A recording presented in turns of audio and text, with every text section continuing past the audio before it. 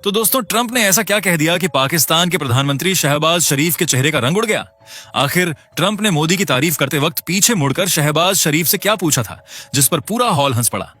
भारत के मित्र देश फ्रांस और यूरोपियन यूनियन की कौन सी देशों की चोरी पकड़ी गई है, जिसके लिए ये सब मिलकर भारत के ऊपर सेंसस का दबाव लगा रहे थे? कैसे ब्रिटेन के नेता कीर स्टारमर को स्टेज पर बुलाकर सरेआम बेइज्जत किया गया? आज की डेवलपमेंट इन्हीं बड़ी और अनसुनी खबरों के इर्द गिर्द होंगी, इसलिए मेरे साथ अंत तक बने रहिएगा। लेकिन वीडियो को शुरू करने से पहले बस एक सेकंड का टाइम निकालकर लाइक बटन दबा दीजिए। दरअसल कभी कभी सियासत की दुनिया में एक ऐसा ड्रामा रचा जाता है जिसे देखकर लगता नहीं है कि ये कोई गंभीर बैठक है।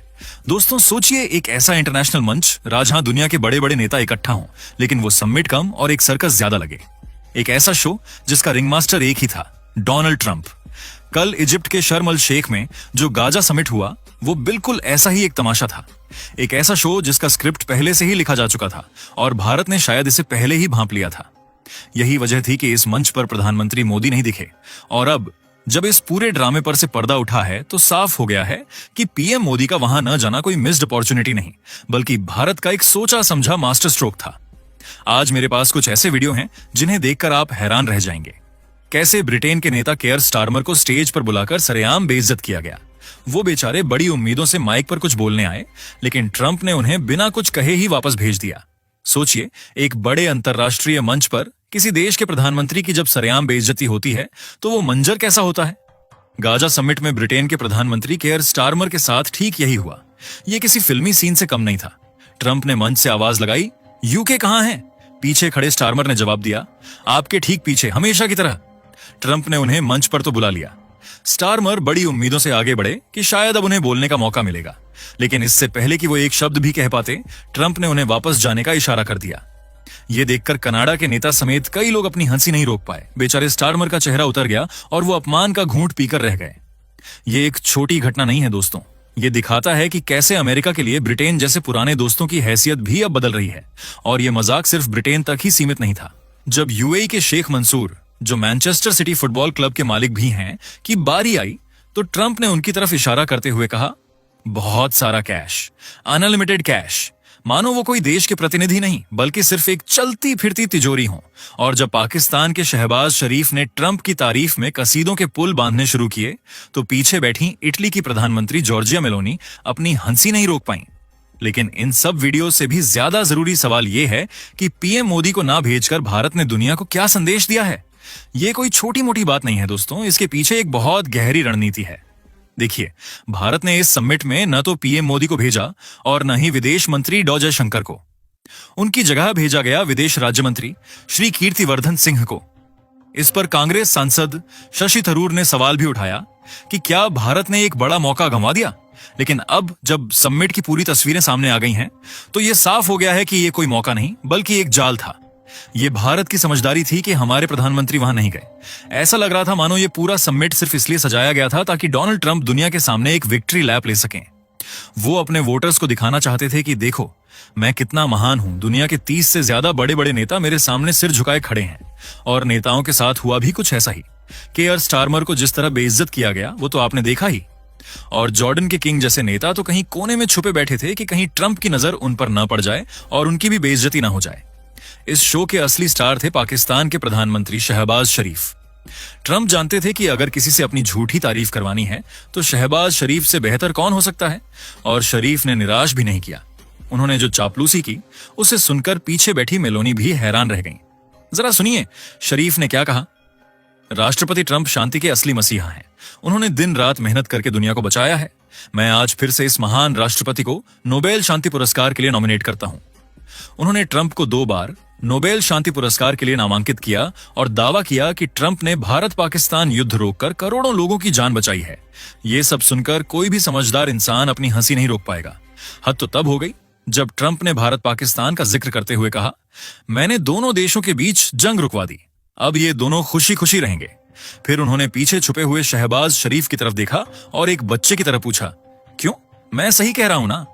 बेचारे शहबाज शरीफ पहले तो थोड़ा हिचकिचाए, लेकिन फिर तुरंत बोले, जी हुजूर, जो आप कहें वही सही है।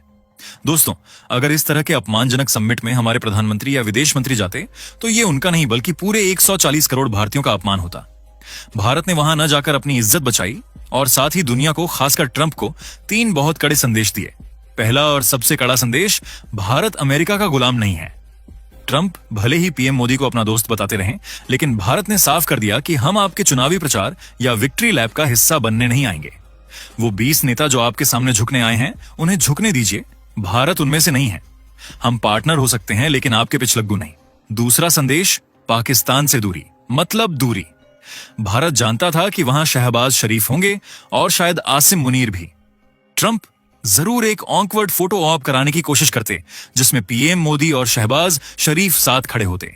इससे दुनिया में यह संदेश जाता कि भारत पाकिस्तान से बातचीत के लिए तैयार है, जबकि ऐसा कुछ नहीं है। भारत ने इस शर्मिंदगी से खुद को बचा लिया। तीसरा संदेश, हमारी विदेश नीति हमारे हिसाब से। भारत ने यह दिखा दिया कि हमारी अपनी प्राथमिकताएं हैं।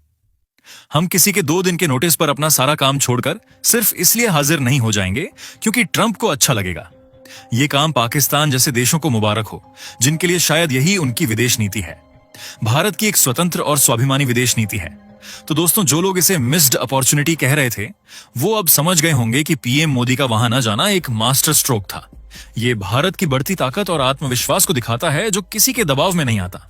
ट्रंप अचानक भारत की तारीफों के पुल बांधना शुरू कर देते हैं।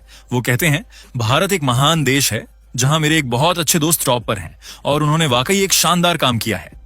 ट्रंप कहते हैं, मुझे लगता है कि अब पाकिस्तान और भारत बहुत अच्छे से एक साथ रहेंगे, है ना? अब ट्रंप के इस सीधे सवाल पर बेचारे शहबाज शरीफ भी बस हाँ में सिर हिला देते हैं, और जैसे ही वो सिर हिलाते हैं, वहां मौजूद तमाम नेता और मीडिया वाले हल्के हल्के मुस्कुराने लगते हैं। ये नजर कैमरे में कैद हो गया और अब इसका वीडियो सोशल मीडिया पर आग की तरह फैल रहा है। लेकिन दोस्तों, ये तो सिर्फ वो तमाशा था जो सबको दिख रहा था।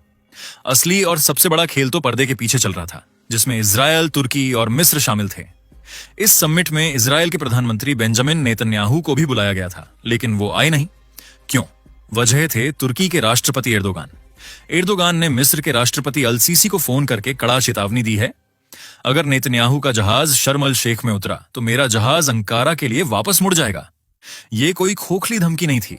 समिट शुरू होने से 40 मिनट पहले तक नेतन्याहू का आना तय था, लेकिन एर्दोगान का विमान सचमुच लाल सागर के ऊपर आसमान में चक्कर काटता रहा और तब तक नहीं उतरा, जब तक मिस्र की तरफ से यह कंफर्म नहीं हो गया कि नेतन्याहू नहीं आ रहे हैं। आखिरकार एर्दोगान के दबाव के आगे मिस्र को झुकना पड़ा और नेतन्याहू को आने से मना कर दिया गया। बाद में नेतन्याहू के ऑफिस ने बहाना बनाया कि वो एक यहूदी त्योहार की वजह से नहीं आ पाए, लेकिन दुनिया जानती है कि सच क्या था। यह घटना दिखाती है कि मिडिल ईस्ट में अब तुर्की का दबदबा कितना बढ़ गया है, और एर्दोगान ने इजरायल को सीधा संदेश दे दिया है कि उसकी मनमानी अब नहीं चलेगी।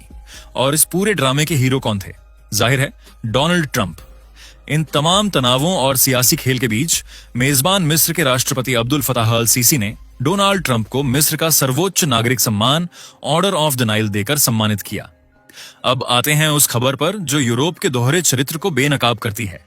याद है कैसे यूरोपियन यूनियन और फ्रांस रूस से तेल खरीदने के लिए भारत की आलोचना कर रहे थे और पाबंदियां लगा रहे थे? अब पता चला है कि ये खुद चोरी छिपे वही काम कर रहे हैं।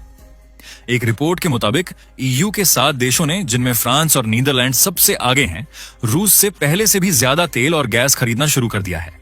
फ्रांस ने तो अपनी खरीद 40% तक बढ़ा दी है। इसे कहते हैं दूसरों को नसीहत, खुद मियां फजीहत। यूरोपीय संघ ईयू ने 2025 के पहले 8 महीनों में रूसी ऊर्जा पर निर्भरता लगभग 11 अरब यूरो तक पहुंचाई है। आप इस बारे में आपकी क्या राय है? कमेंट्स में जरूर बताइएगा।